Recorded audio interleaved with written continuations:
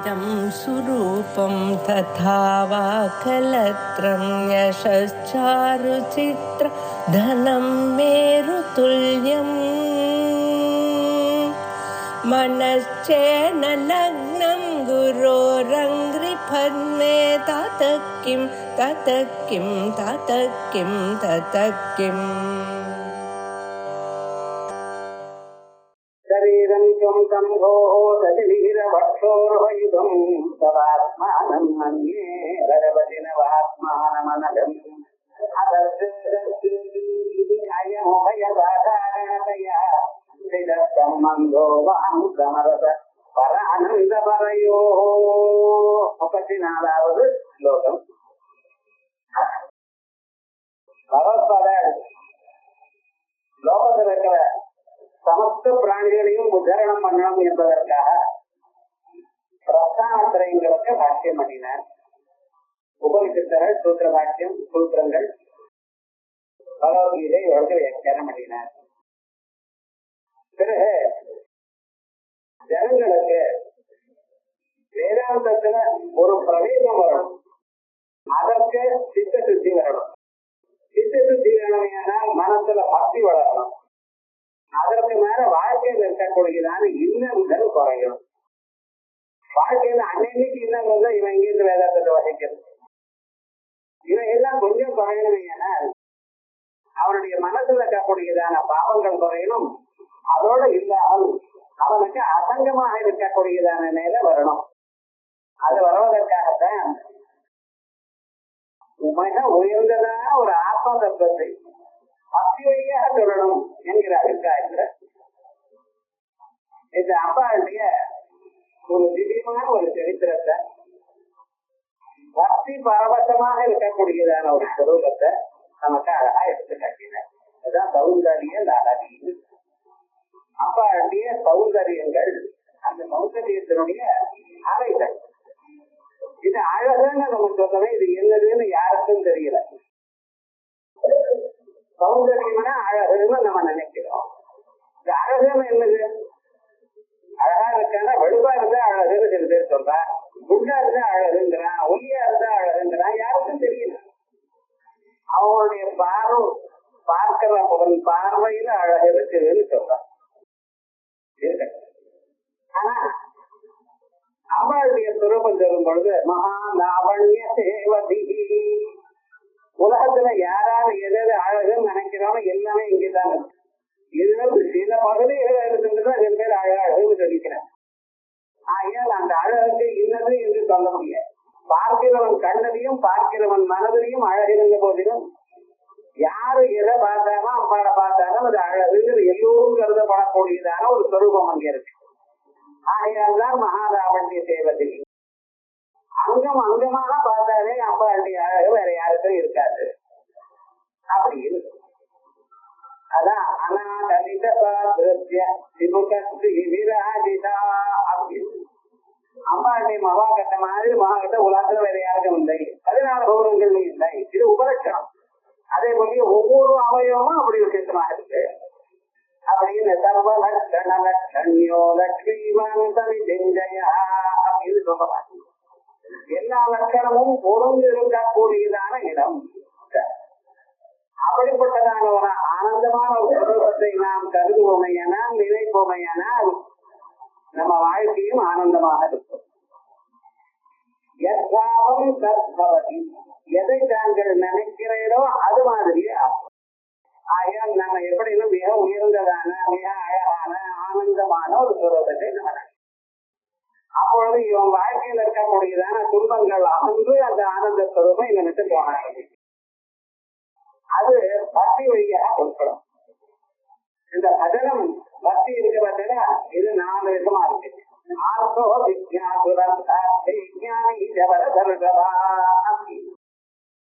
கவலை வந்தவரே பகவான தியானம் பண்றது. சாதாரண அவன் விஷயம் 90% விடுதான். தினந்தோறும் இந்த பக்கம் அந்த பக்கம் போயிட்டு இருப்போம், நம்ம தெரியாது. ஆனா ஏதாவது கவலை வந்தா கோவிலுக்கு முன்னால கோபுரம் முன்னா நின்று சேவிச்சு ஒரு 10 நிமிடம் நமஸ்காரம் பண்ணி போகும்.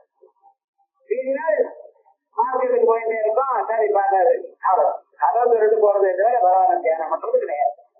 இது கவலை வந்தவரே கவலை நீ நீங்கணும்னு நினைக்கிற பார்த்தீங்கன்னா இது முதல் படிகள்.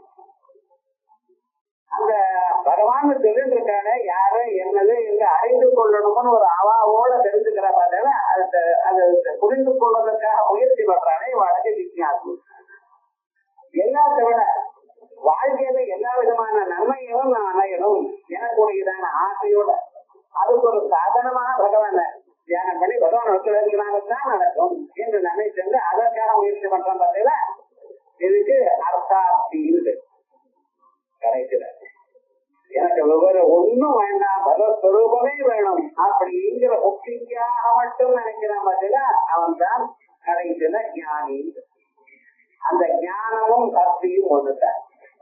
அந்த பக்தியினுடைய பராகாஷ்ட ஞானம் அப்படிப்பட்டதான அந்த ஞானம் நமக்கு வரணுமே என ஒரு வழி சொல்லிய உபனிஷத் பிரதிபாத்தியமான வழி. அது என்னது? சமதமாதி சாதன சம்பத்தோட அந்த கர்மன் நிகிரகம் புலன்களை அடக்கிறது, சமாதானமாக இருக்கிறது, சுகதுக்கங்களை பொறுத்து கொள்வது, இப்படிப்பட்டதான குணங்களோட வைராக்கியத்தை பரிபூர்ணமாக வரவழைத்துக் கொண்டு அதற்கு பிறகு எது நித்தியம் எது அனித்தியம் இது தெரிந்து கொண்டு மோட்சத்தில் தீவிரமான ஒரு ஆசையோட இறங்கி அதையே தியானம் பண்ணி கொண்டிருப்பது. இப்படி சமணமான தியானங்கள்னால அடையிறது என்கிறது ஒரு வழி இருக்க, அந்த வழி எல்லோராலையும் எப்பொழுதும் முடியாதப்பா.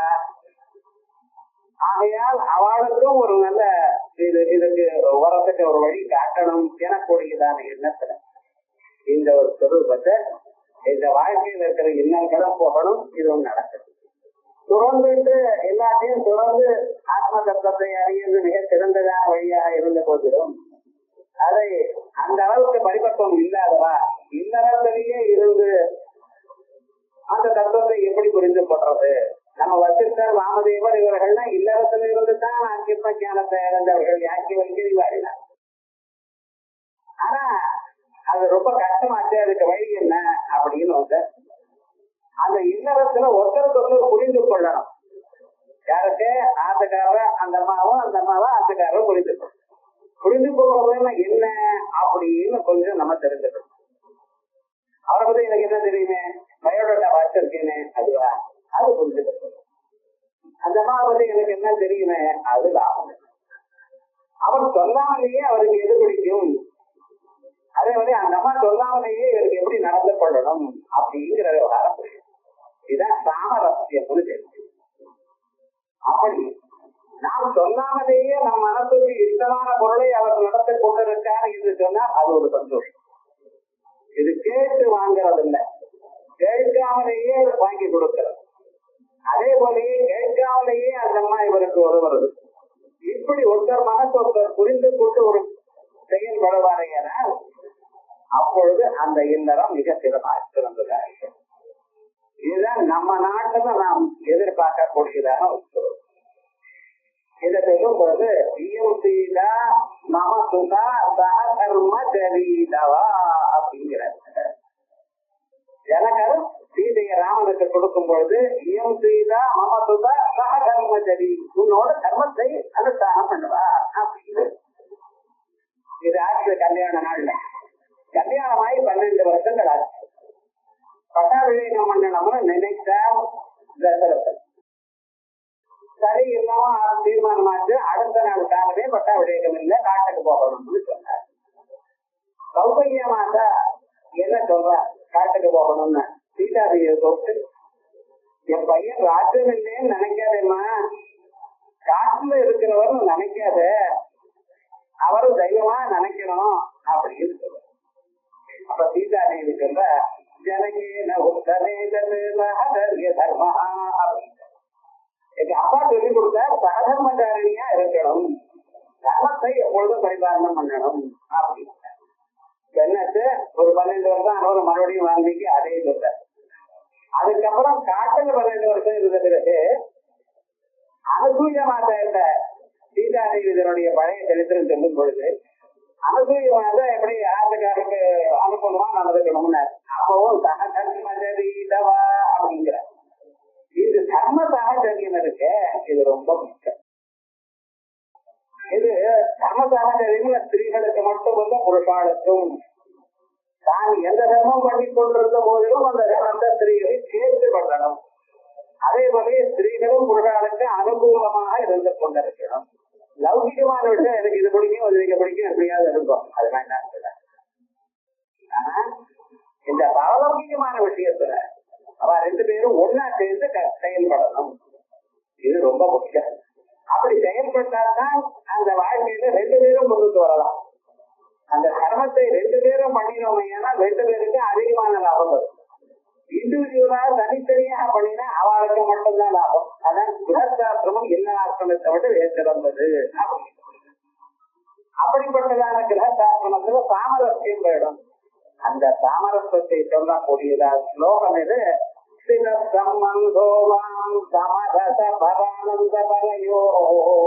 இப்படிப்பட்டதான சமரச பரானந்தம், ரெண்டு பேரும் சமரசமாக இருந்து பரமான ஒரு ஆனந்தத்தை அடையக்கூடியதான ஒரு ஸ்வரூபம் இதுதான். அம்மா எது சரீரம் சம்போ சதி மிகிர வட்சோருஹயுகம் தவாத்மானம் மன்யே பகவதி நவாத்மானமனகம்.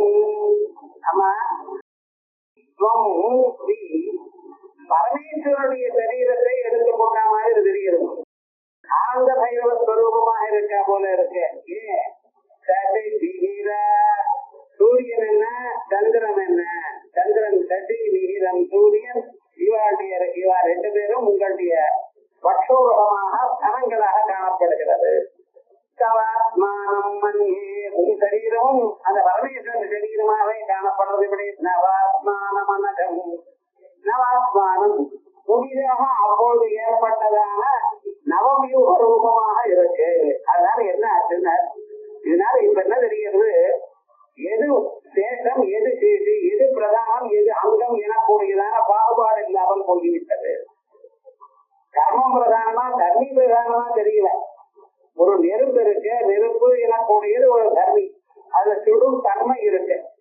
அதே போல இங்க பரமேஸ்வரன் பிரதானமா அம்பாள் பிரதானம் தெரியலையே. பரமேஸ்வரனுடைய சரீரம் காணப்படுறது, ஆனா அங்க இருக்கக்கூடியதான சக்தி அம்பாளுடைய சக்தி இருக்கு. அவன் ரெண்டு பேருக்கு இருக்கக்கூடியதான கால வியூகம், குல வியூகம், நாம வியூகம், ஞான வியூகம், சித்த வியூகம், நாத வியூகம், சித்து வியூகம், கலா வியூகம், ஜீவ வியூகம்னு 9 வியூகங்கள், 9 கூட்டங்கள். அந்த 9 ஸ்வரூபமும் ஒன்னாகத்தானே காணப்படுறது. பரமேஸ்வரனுக்கு சிவன் பேரு, அம்பாளுக்கு சிவான்னு பேரு. பேரு சாதாரணமா இருக்கு. திருஷ்டி பிரம்மார திருவதான அனுகிரகம் எனக்கூடியதான 5 கிருத்தியங்களும் பரமேஸ்வரன் பண்றார். ஆனா 5 கிருத்தியங்களை நடத்தி வைக்கக்கூடியவள் அம்பாள். அந்த ரெண்டு பேருக்கும் ஒரே ஸ்வரூபம். தலையில சந்திரபுர பரமேஸ்வரனை போட்டு அம்பாளுக்கும் உண்டு ரூபம். அதே போலயே பரமேஸ்வரனுக்கு இருக்கக்கூடியதான ஆயுதங்கள் எல்லாம் அம்பாளும் வைத்துக் கொண்டிருக்கார். அதாவது ஆயுதம் இப்படி எல்லா ஞானம் பரமேஸ்வருடைய அம்பாள தியானம் பண்ணினா அம்பாள் என்ன கொடுக்கிறார்? சிவஞான பிரதாயினி, சிவஞானத்தை கொடுக்கிறார். சிவஞானம்னா என்னது? அதுவா எந்த ஞானம் தான் மனிதனுக்கு முக்தி கிடைக்குமோ அந்த ஞானத்துக்கு சிவஞானம் உண்டு.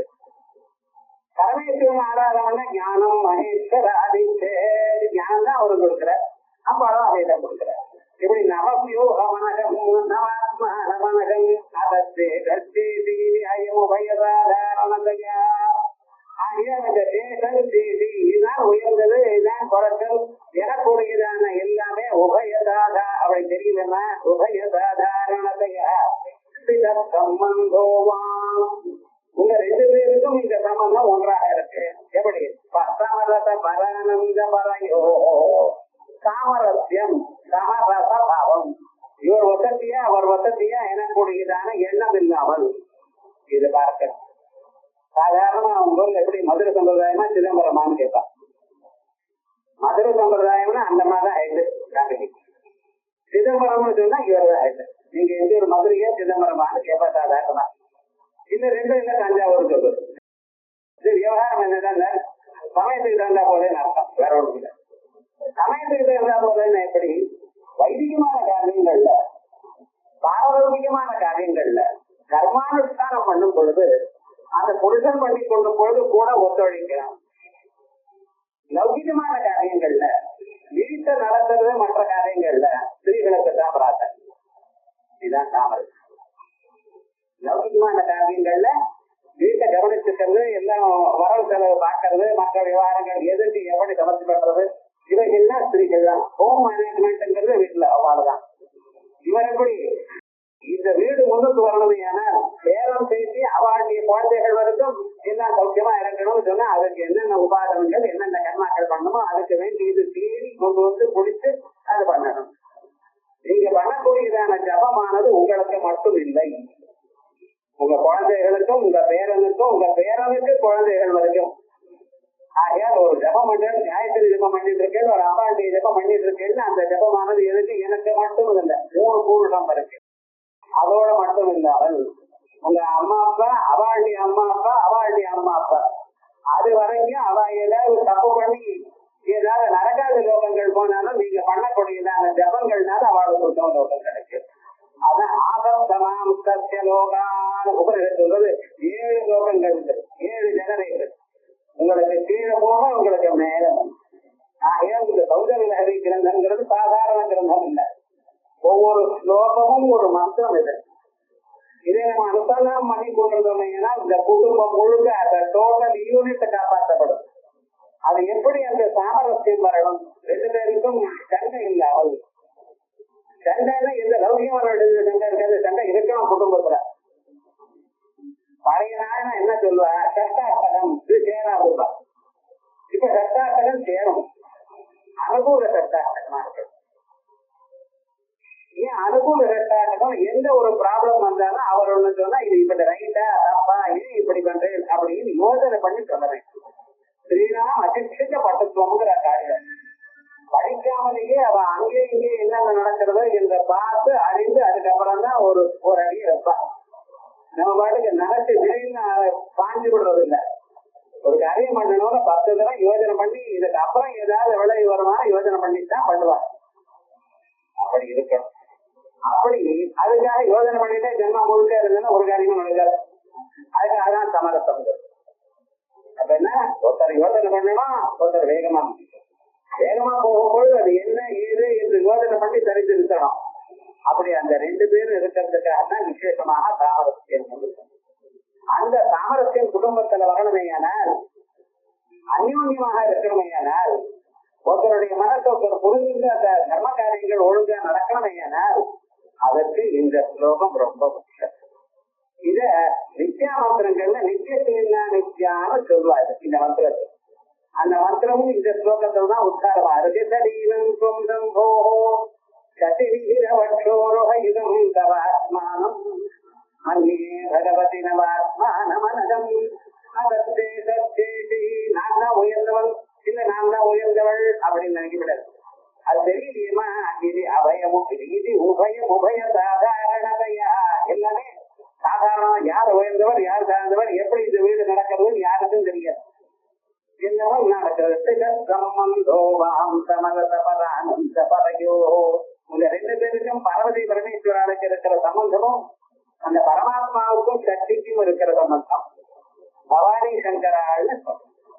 அல்லது அந்த 2 பேருக்கும் இருக்கக்கூடியதான சம்பந்தம் ரூபரகிதமான பரமாத்மாவுக்கும் அதுல இருக்கக்கூடியதான தெய்வாத்மகத்தின் பிரபலம் எனக்கூடியதான அவளுக்கு இருக்கிற சம்பந்தம் என்ன அப்படின்னு கேட்டா இல்லது என்று சொல்ல முடியாதான்னு. அதான் சமரசம், ஐக்கியம், ஒன்றாக போட்டு. அதான் சாமரஸ்ய ஸ்வரூபம். சிவசக்தி ஐக்கிய ரூபிணி இருக்கிறது ஒரே தத்துவம் தான். சிவதத்துவம் என்று சொல்வேடா அல்லது சக்தி தத்துவம் என்று சொல்லவிடா, ஒண்ணு சொல்ல முடியல, ஐக்கியம்னு சொல்றது. அதான் இங்க பரமானந்த வரையோ இப்படிப்பட்டதான ஒரு பதார்த்தம். இதை ஞானம் மற்றவர்களுக்கு என்ன பலம் வரும்? இப்படி பார்வதி பரமேஸ்வரால் ஒன்றாக இருந்திருக்கா, 2 சரீரமாக இருக்கின்றவரை இருக்கக்கூடியது ஒன்றாகத்தான் இருக்க தத்துவம் என்று அது தியானம் பண்றவாளுக்கு என்ன கிடைக்கும், என்ன கிடைக்காதுன்னு கேட்க. அவளுக்கு லோகத்துல எது வேணும்னாலும் கிடைக்கும். ஆனா அவ எப்படி ஆயிட்டான்னு, இது குடும்பத்துல ஒரு ஆனந்தம் இருக்கிறதுனால இது வேணும் எனக்கூடியதான எண்ணம் இல்லாதவா ஆயிட்டா. சாதாரணமாக இது வேணும் எனக்கூடியதான ஆசை எப்படி வரும், தன்னிடத்துல ஏதோ வீக்னஸ் இருக்காது. என்னிடத்துல காசு இல்லைன்னா காசுக்கு மேல ஆசை வரும். என்னிடத்துல மற்ற பதார்த்தங்கள் இல்லைன்னா இன்னொரு பதார்த்தம் வேணும் எனக்கூடியதான ஆசை வரும். ஆனா எப்பொழுதுமே எனக்கு ஒரு சந்தோஷம் ஆனந்தம் நிறைவு இருக்கமையான இன்னொன்னு வேணும் என்று எதிர்பார்ப்போமா இல்லை. அந்த நிலைக்கு அம்பாள் கொடுத்துருவாங்க. அந்த சாமரஸ்ய நிலைக்கு என்ன பலம் அப்படின்னு கேட்டேன்னா உங்களுக்கு இன்னது என்பது இது சொல்ல முடியாது. அந்த அளவுக்கு எல்லா விதமான ஐஸ்வர்யங்கள் எது உங்களுக்கு எப்ப வேணுமோ அந்த ஐஸ்வர்யம் அப்ப வரும். அதோட இல்ல மனசுல ஒரு நிறைவு வரும். இது போரும் எனக்கூடியதான எண்ணம் வந்துடும். அது போருங்கிற எண்ணம் வந்தப்பறம் எது வந்தாலும் ஒரு ஆனந்தம் தான். அதுக்கு முன்னாடி போற இல்லாத சமயத்துல நமக்கு 150 ரூபாய் இன்னைக்கு செலவு இருக்குன்னா 100 ரூபாய் வந்தா இந்த மனசு கஷ்டப்படுறது. 100 ரூபாய் வந்ததே ஒரு சந்தோஷம்.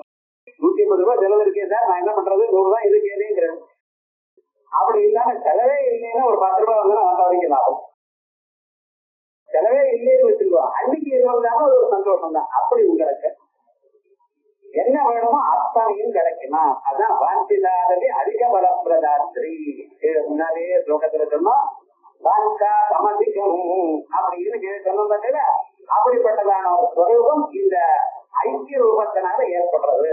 இதுதான் வையம் சுரகம் மதகரி மாமுடம் சிவிகை கையும் கனகம் பெருவிலை ஆரம் விதை முத்திட ஐயன் திருமுடியால் அடியார் மறக்கு அன்பும் பொங்கு செய்யும் தவவுடைய தனக்கு வாங்கிய சின்னங்களே அப்படின்னு அந்த சக்திக்கு ரூபமாக இருக்கக்கூடியதான ஸ்வரூபத்தை பார்க்கிறவாளுக்கு தியானம் பண்றவாளுக்கு ஏற்படக்கூடியதான பலங்கள் இது அப்படின்னு சொல்லி இந்த ஸ்லோகத்தை குடும்ப சாமரஸ்யத்துக்காக தம்பதிகள் ஐக்கியமா இருக்கிறதுக்காக தியானம் பண்ணக்கூடியதான ஸ்லோகம் இது.